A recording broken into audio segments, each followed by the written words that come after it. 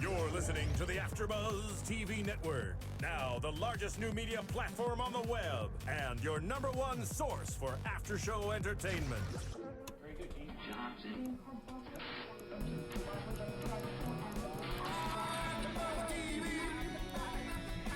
From the AFTERBUZZ Studios in Los Angeles, California, presented by Maria Menounos and Bing.com, and streaming live thanks to Akamai Technologies. This is AFTERBUZZ TV's Hannibal After Show. We'll break down tonight's episode and get you all the latest news and gossip. And now, another post-game wrap-up show for your favorite TV show. It's AFTERBUZZ TV's Hannibal After Show. Yes, and Bing is for doing, and we are doing Hannibal. We're doing Hannibal. Finally, Yes. We're doing Hannibal. We're doing it. It's been a while. It's been a while, but we're doing Hannibal. Hi, everybody. This is Nando Velasquez. Glad to have you here. I'm a producer here and also a frequent AfterBuzz host, along with my colleague across from me from Grantland and Extra and a bunch of other stuff, Mr. Joe K. Braswell. Wow, that's quite the introduction. Thank you Yeah, very much. I'm trying to do justice to Joe Sanfilippo, who is not here today, Right. but he will be joining us. Some of you may know us from doing The Following and also doing Bates Motel. Right. And then you and Joe also do Mad Men. We and do. You've done The Americans, and We did. yeah, and you did. So and like I said, we're doing Hannibal right now. And first of all, we're catching on a little bit late in the season. Our schedules have been a little bit tough, and but we've had a lot of fun doing these shows. And there's been a bit of an outcry for some reason. I guess we do so well with other serial killer shows like We're the serial killer show guys and gals. We did The Following for a while. Yeah. With Joe Carroll. We're doing Bates Motel with Norman, yes. maybe Norma, and now we're doing Hannibal. So I don't know what's next. We're just Dexter? covering. If you got a serial killer show you want us to do, we're available for bar Criminal mitzvahs. Minds. Criminal Minds. Minds. And let's not forget our producer Marissa, who does so much for us already, and she's Hello, been with us hello. on The Following and Bates Motel as well. So, well, welcome. Yes. Yes. So I got to say, first of all, thank you all for asking us to do this show. It's a really good show. We just we honestly like it. It's just been tough with our schedules, but now that it's May and things are starting to loosen up a little bit, we Right. have a little more free time. And we're really surprised that no one actually has really done this show yet at AfterBuzz, and we've been wanting it, and so it's ours. So It's ours. it's actually it's a doing pretty well for NBC, and it's actually highly critically acclaimed. If you're listening to the show, then you're already a fan, so I don't have to go into any of that. But what's cool about this is, if you haven't seen the show already, we do live in a world of time shifting. We Yeah. live in a world of binge watching. So this is a good opportunity for you guys to catch up. We're not going to go into extreme details. We're just going to get caught up. We're going to do some quick recaps on each episode. We're going to start from episode 1. Yes. So we're not going to jump, unfortunately, not going to jump into episode. If you're looking forward to seeing what happened this past week, wait a couple of weeks. We're Yeah. going to catch up eventually. But we are going to start with episode 1. This is for those who are starting late to at least be able to listen to our podcast episode by episode without getting anything revealed. And guess what? I got to be honest with you. I've only seen the pilot so far. I've been Right. so swamped. I've only seen the pilot, so I'm not going to be revealing anything. So I might say something really stupid when it comes to predictions to some of you guys, for all I know. It's a 100% chance it's going to happen. There's a 100% chance I'm going to say something stupid on this About podcast. something. I've only seen the pilot, and I've only seen episode 2. But I'm looking forward to seeing all the rest. I think we're probably gonna do like a binge podcast on this too. We're gonna try to crank out at least three of these a week. I'm gonna say 3 of Wow. these a week in order to get us caught up. Yeah, it's a lot of TV watching, people. by next week or because we so. got our other stuff we got to watch too. It's and fine. No, well, we got it. We love TV. We got it. We do We this got for a this. We got this. And this is such a good show. It's not even a chore.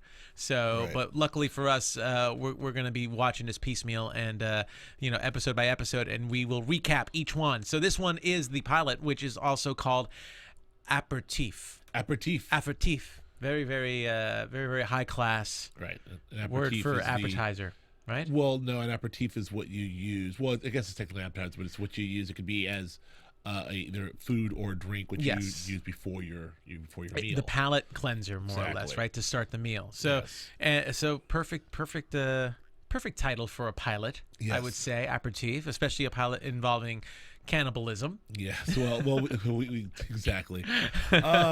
Listen. This show is so much. I mean, I'm gonna just jump back in time. I know we're having it. Let's do it. Show is so much better. So much better than I ever thought it would be. Yeah. I really, NBC, I'm just going to go out there and say NBC's been having a rough time as of late. Rough time with their dramas. Not able to really, hit the mark. They've been really, as a network, down. They're making some big swings with some big time talent and some big time creators. Yeah. As we'll see this fall, we know they're taking some big swings. But Hannibal, I thought, Hannibal, really? They're going to rehash Hannibal again, and it is excellent. Yeah. Excellent. And I had no idea that that Brian Fuller. Well, he's a big reason why. I mean, just the look of it and everything. Sure. Well, just that his take, just from a writing standpoint, his take on it. Brian Fuller, if you don't know, is the show's creator. He's also created Pushing Daisies, a short-lived show on, but well-liked, short-lived show, but well-liked on ABC. Well-loved. Well-loved, yeah. Which is a great show. He also did Dead Like Me on Showtime a while ago. Yeah. He likes dead things, right? Pushing Daisies was Pushing dead. Davis is about Dead Like Me is dead. Hannibal is a little creepy. Yeah. But he also did a bunch of Star Trek episodes. I think he did some Deep Space Nines or some Next I believe you're right. I Generations. believe he did. Yes. But anyway, he's a fantastic writer and really did a great job of sort of bringing this world of Hannibal that Thomas, the guy who wrote the books. Never mind, I'm blanking on the guy who wrote the books' name. Okay. But the world that he's created and brought it back to life. And this pilot in particular is extremely well written. It does a great job of reintroducing us to characters that we already know. Yeah. Particularly before we even get to the title character of Hannibal, we re-meet Will Graham, Special Agent Will Graham. Yes. Who has been played in previous movies by some pretty outstanding actors. I mean, this is a part, people talk about the Hannibal Lecter part, what a great juicy part that is. Well, the Will Graham part now has shaped up into something that has been done by William Patterson or Peterson, William Peterson of CSI fame. CSI, yeah. But he played the hell out of that in the original Manhunter, the Michael Mann In version, Manhunter, yes. which is the first time we ever see the first time we ever see Hannibal Lecter on film in 1986 was in Manhunter. Yes. And then Brian Cox played Hannibal Lecter then. Yeah. And when Peterson played Agent Will, did a fantastic job. And then later we see in 2002, I believe, it was Brett Ratner did Red Dragon, yeah. which people had mixed reviews about that I loved. I thought it was really good. Yeah. I thought it was good. I think I will say that's probably, in my opinion, Brett Ratner's one of his best movies. I mean, although the Rush Hour, I can agree with that. But I think this is one of his best movies in terms of just an actual film. But Ed Norton played him. in Yeah. that. So you have a Will Graham of William Peterson, Ed Norton. So now we have my man, Mr. Claire Danes himself. Hugh Dancy, Mr. Claire Danes. Mr. Claire Danes, Hugh Dancy. I'm sure he loves Who it. is married to Claire Danes. I'm sure he loves being called Mr. Claire Danes. Yeah, I'm sure he doesn't have a problem with that. I wouldn't have a problem being called Mr. Claire Danes. Right, I wouldn't either. Actually, Yeah. I wish that. Anyway, he is knocking this right the f out of the park. He's doing good. What is he doing with this role? Yeah. he's killing it. He's great. He's brought a whole new everything to this role, and it's been said before by some of my colleagues at Grantland. They've talked about this. The whole notion of you've got Hugh Dancy who's playing and Claire Danes who plays oh my God. Hannah, I think her name is, right? No, Hannah. No, what? On Homeland. Yeah. Homeland, but what's her name on Homeland now? Oh my God, I can't believe I'm blanking. Oh God, Marissa. I'm blanking too. Oh Marissa. my God, I can't We'll believe get this. that. By the way, Thomas Harris is the author of the books. So Thomas Harris. I'm Yes. having a rough time. that's tonight. okay. Yeah, it's a rough. We'll get cracking on this. Oh my God. Carrie. Carrie. Where'd I get Hannah from? What are we doing? Has I it don't been know. that long? So Claire Danes plays Carrie on Homeland. Technically, it's only been. I only like season 1 of Homeland anyway, so there you go. Oh God, I love Homeland. I love Apparently I'm not enough. kidding. I'm kidding. I love both seasons. My point is, my often long-winded point is that Claire Danes plays Carrie in Homeland, Yeah. who is a very emotionally and psychologically disturbed genius of a special agent, and Hugh Dancy plays Will Graham, who is a very emotionally and psychologically disturbed special agent, one for the CIA, one for the FBI. what are their dinner conversations like? What are they? How do they? Are they running just lines? compare notes. Are they? Yeah, are they figuring out how to like together at night how to play the more psychologically disturbed and damaged genius? They're researching Investigating. research files of damaged people, It's really of socially awkward people. well, and also it's a continued streak of the Brits playing the Americans and doing a great job. And he's very reminiscent of my man, and I'm just going blank all night, of my man Matthew Rhys in The Americans. Yes. Who is another Brit. He's from Wales. He's Welsh, doing a great job in that show. Mm-hmm. Hugh Dancy, great accent, great character, great everything. I'm a big, huge, gigantic Hugh Dancy Yeah, fan. and he's just phenomenal, and the way he plays Will Graham is just great. I mean, some of the stuff he said in the pilot about his character is that he's closer to Asperger's than socially awkward, I guess, and that his personality disorder.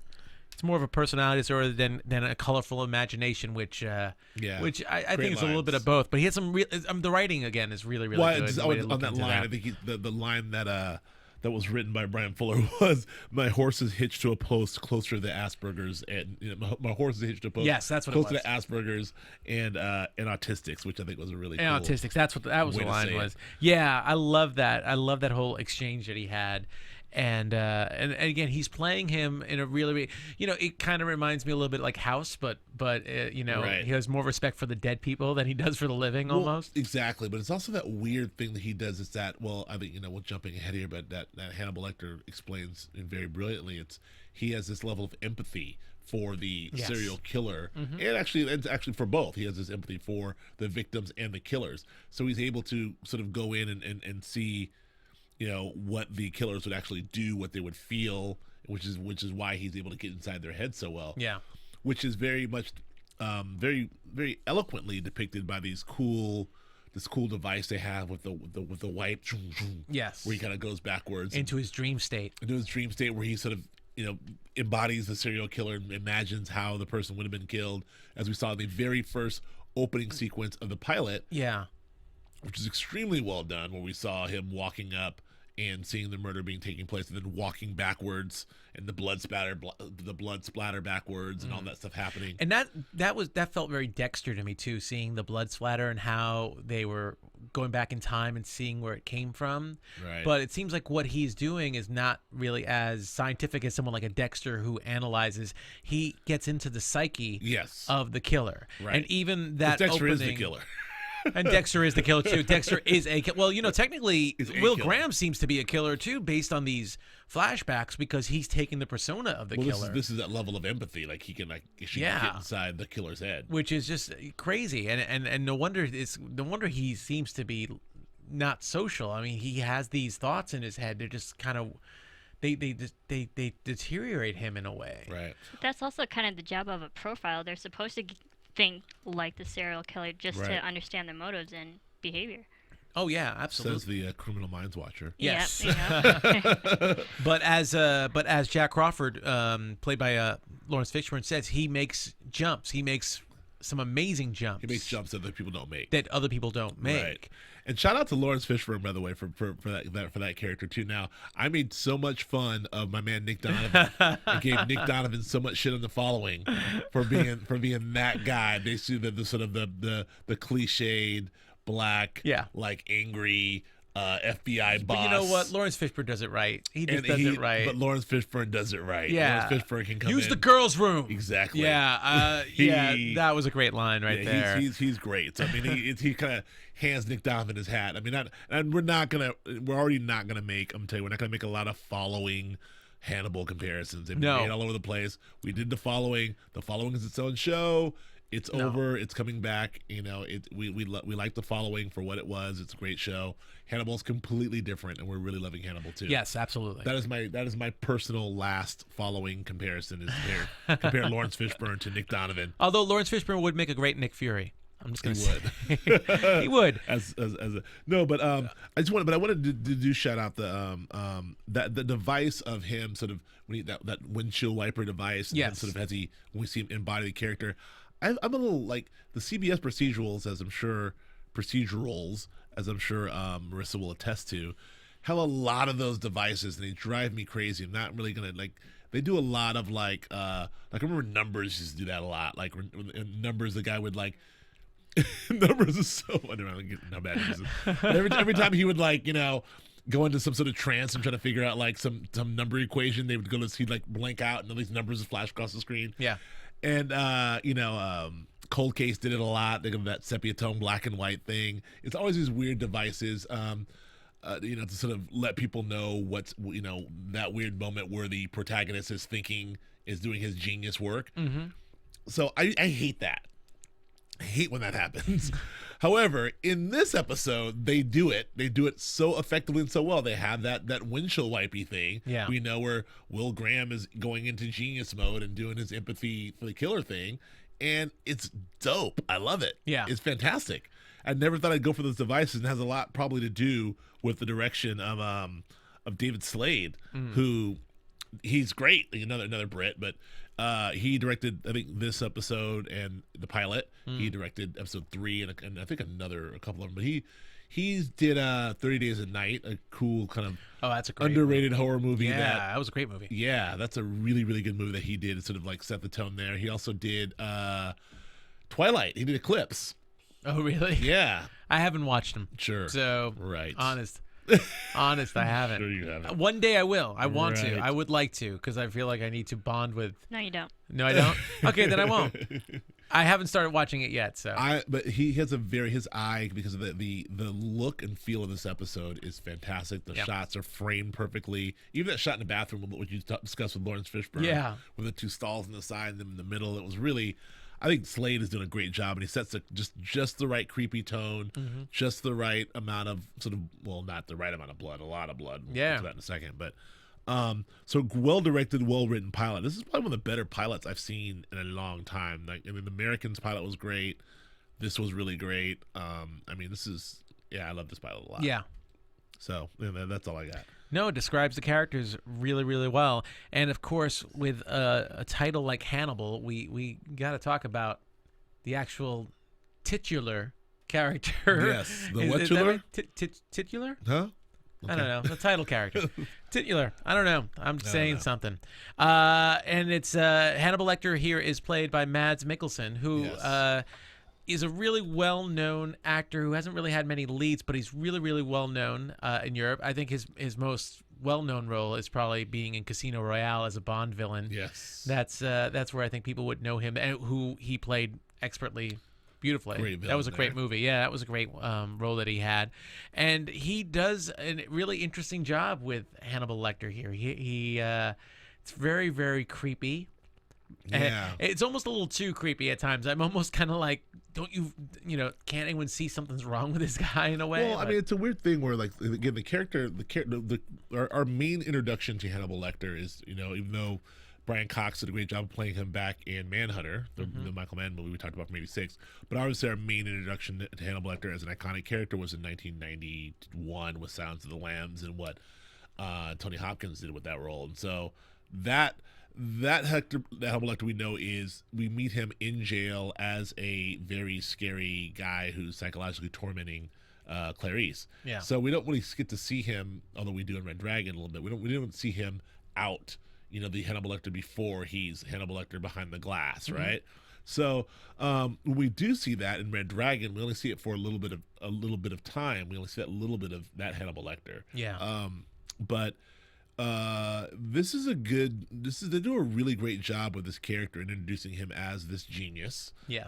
As this very talented doctor, as a guy who seems to be one step ahead of of everything and everybody, as a very talented chef, and a very talented butcher as well.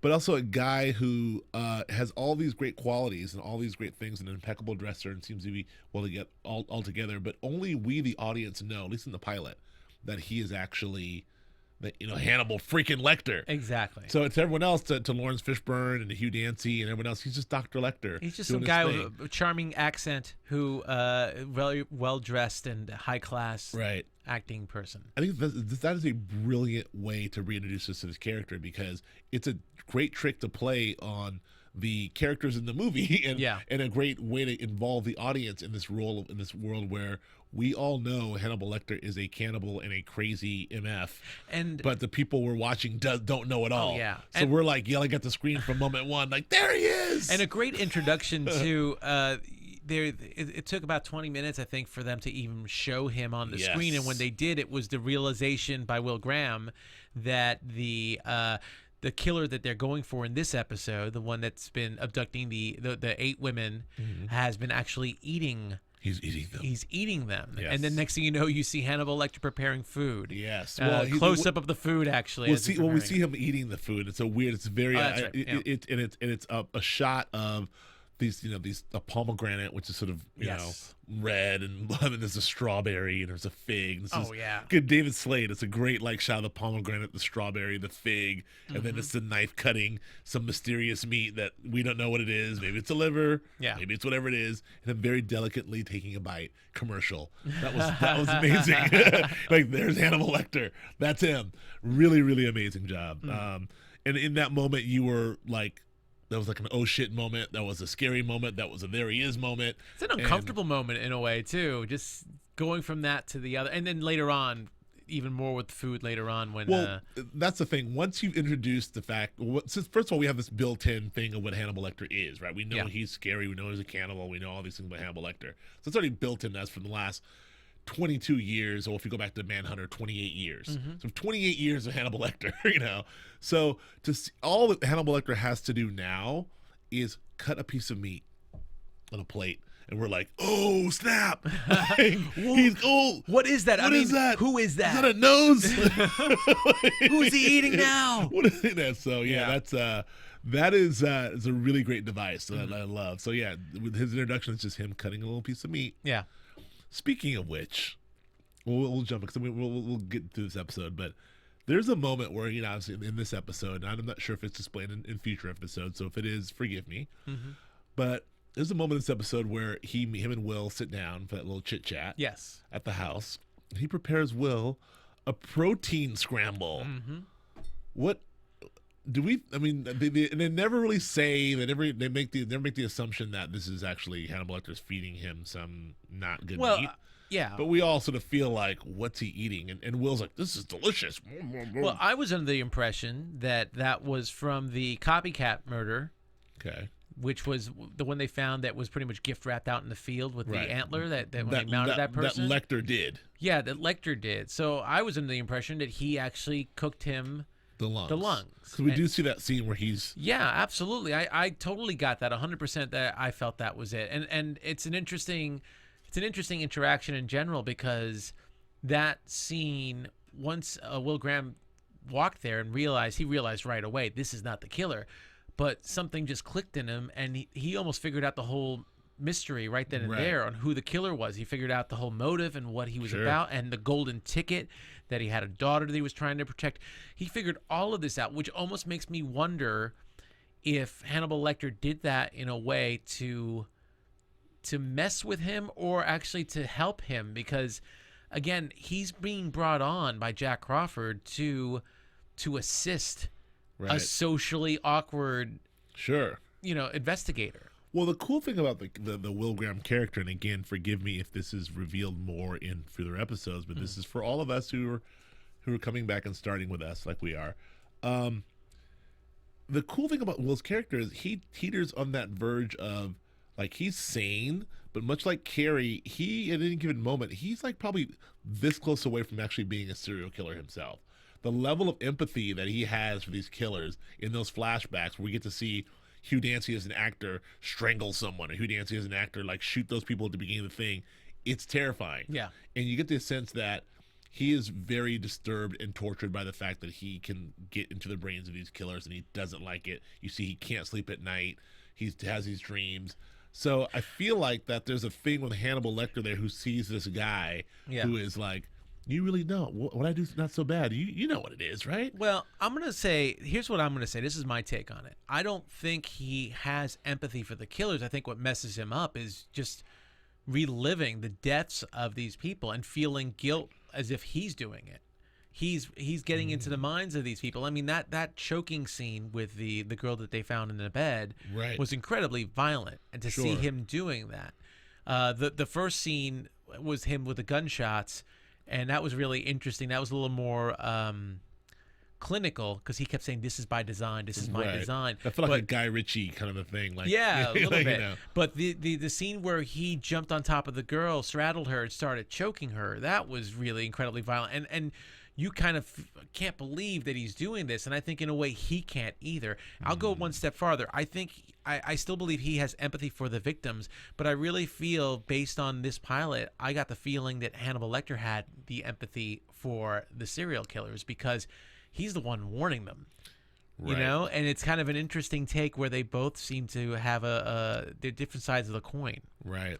I like that take. I really believe, though, I think it's a little more than him having to relive. I don't think that Will Graham is in this point where I just have to relive this thing and it sucks that I do it. When he has these flashbacks, it's like his brain works in a way that he can look at the killer, look at the deceased, and be like, "This is how they died. He must have strangled her." And like, my brains don't work like that. Like, our brains don't work like that. Maybe that's what makes him a genius.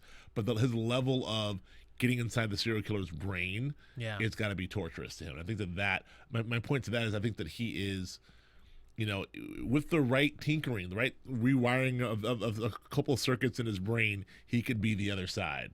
And I think that a guy like Hannibal Lecter maybe sees that in him and wants to sort of bring that out. Play with him. Well, I think that's probably also part of the reason why he's so antisocial, because he sees that in him as well. And maybe he prefers to stay away from people because he feels like he could always snap. Right. You know, there's one thing about that. He's got a bunch of cats or dogs, whatever he's got. Exactly. He has a bunch of dogs. Dogs. He's Maria Menounos' favorite character probably on TV. But one thing that I think is very interesting that I see in the pilot is that windshield wiper effect happens.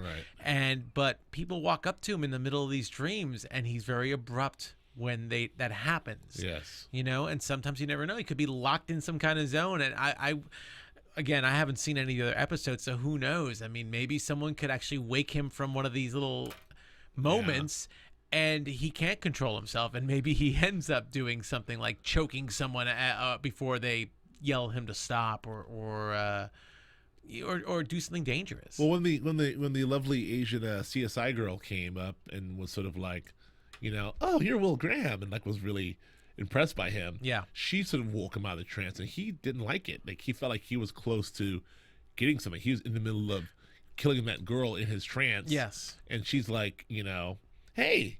He was like, "What?" He was mad about it. It wasn't like he was like, "Oh, thank you, I was in a trance and I was killing someone." He was like, you know, he was upset that he was interrupted. So I don't know.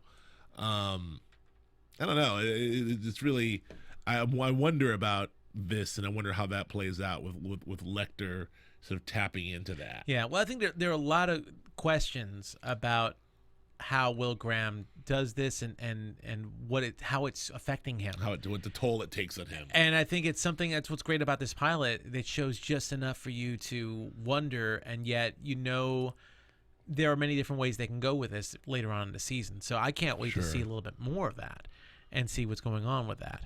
And then, of course, just the interaction with between Hannibal and Will Graham, just to see the mind games that Hannibal Lecter is putting on him. And I mean, come on, he fed him. Allegedly. He fed him allegedly. Look at you. Are you afraid you're going to get sued? Is a protein? Allegedly. The victim of the culprit allegedly. I mean, he fed him food. I mean, regardless. A protein scramble, buddy.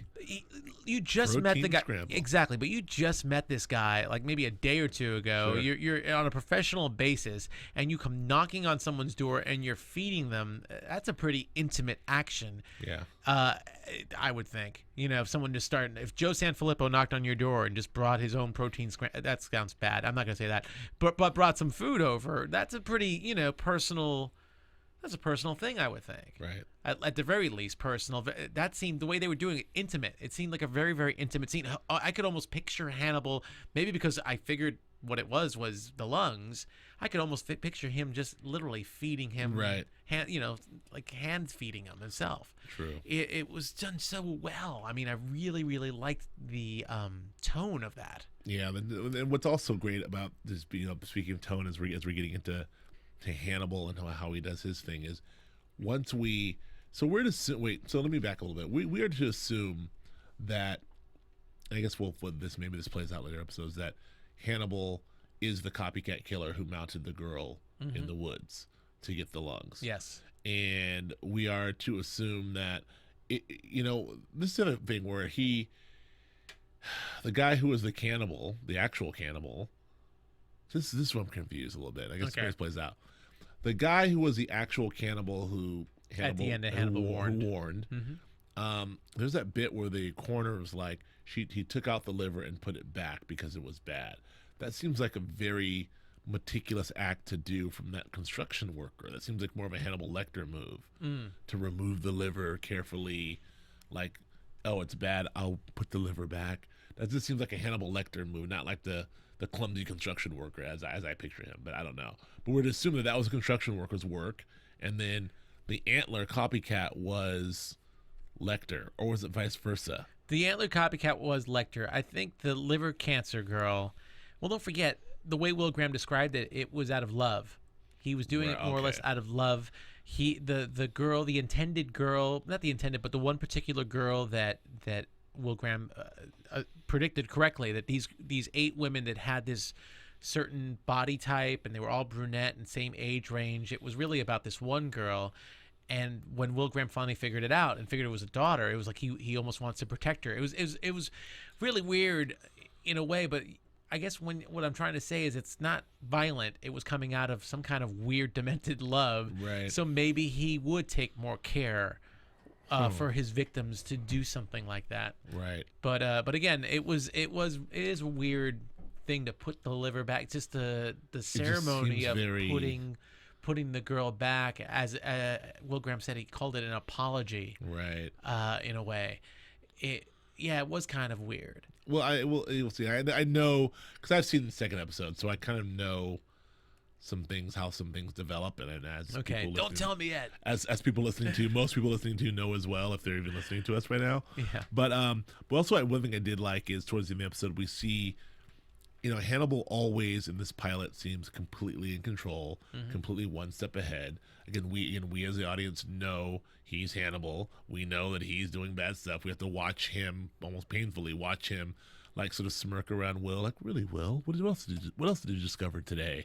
Like, kind of almost like, I almost want him to do like a take to the camera, like,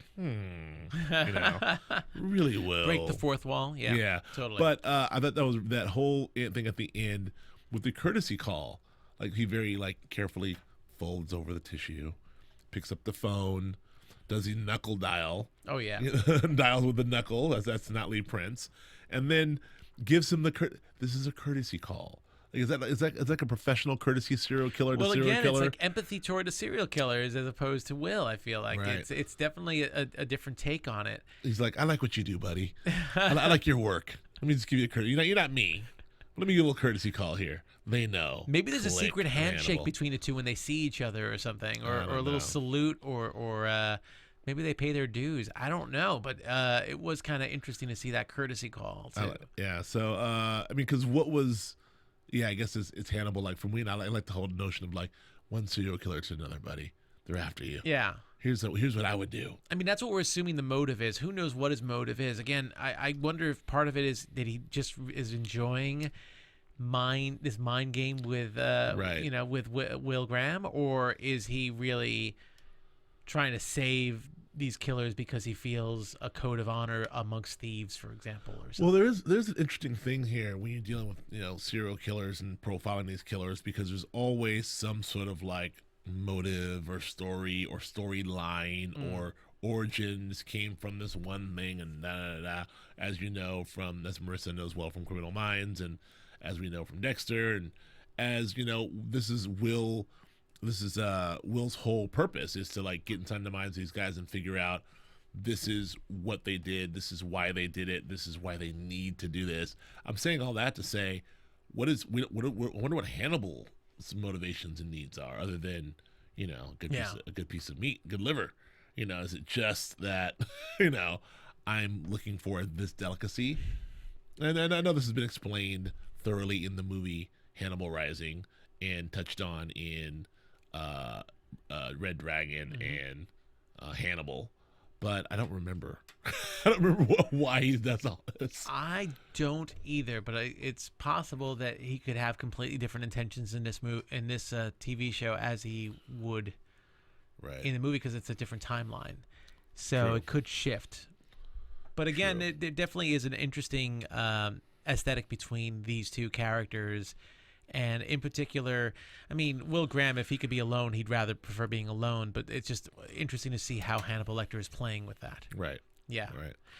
So where do we go from here? What do we think is going to happen? I mean, I guess that we can get into our predictions. You want to get into so predictions? Lame. And now, For us to get into predictions. Predictions. So let's get into some predictions. Have a little fun. For those of you who are watching with us and time shifting and binge watching, whatever the heck you're doing, and listen to our podcast, let's have some fun and do some predictions. This is a little tough. It's just still one episode, and I mean, as far as Will Graham is concerned, we see him kind of tormented over the possible. Well, the girl still lives. The daughter of the killer still lives. Hannibal Lecter saved her. So so he's a little messed up right now. I'm gonna say, as a prediction, this is a great interaction, but there's got to be eventually a possibility that Hannibal Lecter is going to get caught, and that people are on to him. So I'm going to say he is not going to be Mr. Impeccable, serial killer. He's going to make some mistakes, and he's going to draw a lot of suspicion. It's a pretty lame prediction. It's only the pilot, so I don't know. Hannibal's going to. There's going to be 5 commercial breaks. There's going to be 5 commercial breaks next week. That's what I'm going to say. Yeah, I can't really think of anything else I could say right now. Let me ask you a question, then. Okay. Let's try this another way. Sure, please. How many episodes until we, the audience, until the people in the show itself, Will and others, and Laurence Fishburne, know Hannibal is Hannibal the Cannibal? How many episodes? Is it this season? Is it this may already have happened, so we don't know. But is it 13 episodes in? Is it like the season finale? They find out. Has it already happened? Does it next? Do we go 4 seasons and they finally realize he turns into Hannibal and we do the Silence of the Lambs I feel bit? like if they go too long, the audience is going to start getting frustrated, because I think that's ultimately what they want to see. They want to see them figure it out. And are we going to go to a excuse me? Are we going to ultimately go back to a Silence of the Lambs? Hannibal behind the glass, Clarice, like tete-a-tete. That would be interesting if they did, actually. I mean, that's what I like. Not to bring up the other show we Too used late. to do, but I did like the beginning of that season when they kind of had those scenes in the interrogation room with Joe Carroll and Ryan Hardy in the following. I did enjoy that for a little bit, so I wouldn't mind seeing that eventually. I'm going to say, just because even though it would be great to draw it out, I'm going to say by the season finale they're going to know Hannibal Lecter. Right. I'm going to say that. Okay. And, yeah. So. Can I ask a question? Yes. Yeah. When do you guys think we're going to see Clarice? Ooh. I would say season 2. If they go to season 2, I would say season 2. Well, in the other universe, universe, Clarice and Will don't overlap. There is a bit at the end of Red Dragon where he goes into the prison or whatever, and then maybe she meets Clarice. So you can watch Red Dragon, then turn around and watch Silence of the Lambs, and it's supposed to go run back to back. So, but there is no. So I don't know. I mean, I don't know. I would think it'd be. I feel like season. To answer your question, I initially thought they wouldn't bring in Clarice because this is not a Clarice story. This is a Will Graham story. However, it would be really cool to bring Clarice into season 2. I think it'd be interesting. They wouldn't probably have her as a main character, I would think, because that might be too many people in there. But also, no, in Silence of the Lambs, Clarice was in training. She's fresh out of Quantico. She's she's jogging. She's fresh out of training. She's new. That was the whole thing. That was her whole I wonder, maybe we'll see Clarice as a weird college student or something. Like, before maybe Will be the reason that Clarice joins the FBI. Ooh, that will be interesting. Anyway. Yeah. That's all we got. Well, thank you. If you did listen to this entire 40-minute podcast, thank you so much. We were really happy. And by the way, I did not bring it up, but please, if you're listening to us on iTunes, please comment, please rate. We love the ratings that the stuff that we get to read from you guys on our other shows. We'd love to hear what you guys think here. Yep. I'm sure a lot of you are big Hannibal Lecter fans and know a lot about the movie, so feel free to jump in and let your friends know that we're doing Hannibal. We're gonna do a couple of episodes a week until we catch up, so that at least before the end of the season. Yes, so before the end of the season, we will be up to date, and you guys can hear stuff right away, right after the episodes air. Okay? Yes. But until that point, Mr. Braswell, where can we follow you or reach you? You can find me on Twitter at Joe K. Braswell, and also on Vine at Joe Braswell. Wow, you're on Vine. Vine is amazing. I haven't done anything yet, but I'm on. Okay, I'm gonna have to do that too. At Joe K. Braswell on Twitter and on Vine. Also here on Sundays for Mad Men, and on Wednesdays with Dua, Casey, Nando, and Joe Flippo for Bates Motel, and on Grantland.com. Got some pieces coming up there. Yeah, and you can find me on the Twitter at Nandovel, Nandovel. Also here, as Joe said, with him on Bates Motel. And I also do, I guess right now I'm doing Celebrity Apprentice, and I think I'm doing Defiance starting next week. Oh. Now that one of my other shows is done. So yeah, so we'll be doing shows throughout the summer, and who knows, we'll probably do some more stuff. But until then, tune in next time, and we'll talk some more Hannibal. Thanks. From Bing.com, executive producers Maria Menounos, Kevin Undergaro, Phil Svitek, and the entire AfterBuzz TV staff, we would like to thank you for listening to the AfterBuzz TV network. To watch or listen to other after shows and post comments or questions, be sure to visit AfterBuzzTV.com. I'm Sir Richard Wentworth, and this has been a presentation of AfterBuzz TV. Buzz you later. The views expressed herein are those of the host only and do not necessarily reflect the views of AfterBuzz TV or its owners or principals.